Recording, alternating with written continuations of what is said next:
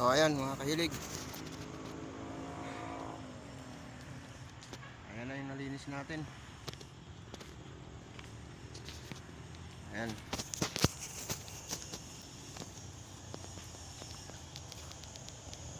Ayan, hanggang doon na. So lawak-lawak na rin ito ano, mga kahilig, mga kalawak-lawak na to. So kaso kulang pa talaga, kailangan masagad pa yan hanggang doon. Sagad natin yan para ano. So ito mga kahilig, hingi ako sa inyo ng ano, kung ano ang maganda dito ang itanim. Ayan, hanggang dito na. Ayan, kahilig nga pala oh, malapit na no, pwede na siguro, diba? Lagi kaso medyo ano, kasi hindi napabayaan nga, hindi nalinis. Pero kahit papaano malalaki ang bias. Ayan o, diba? Ilang ano lang to, ilang piling lang. Isa, dalawa, apat. Pero malulusog siya. Sayang nga hindi na ano, napabayaan ko dahil nagbabiyahe, may tricycle tayo.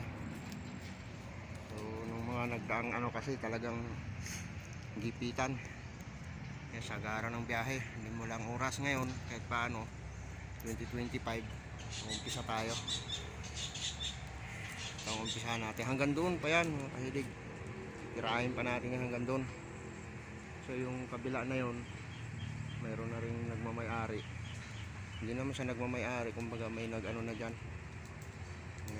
tanim na, may mga saging na niya. So hindi natin pwedeng pasukin yun. Ito lang, hanggang dyan lang may mga naka-ano na yun. So ayan, itong mga puno na yan medyo babawasan lang natin yan, hindi naman pwedeng ubusin.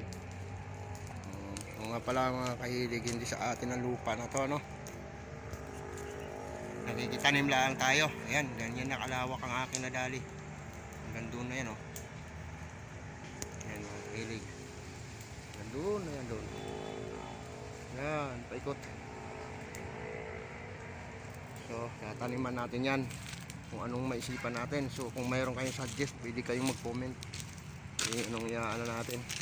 So inuutay-utay natin pagsiga kasi para ano, ayan o. Kasi kung antayin natin maano siya, maging compost, hindi matagalan tayo.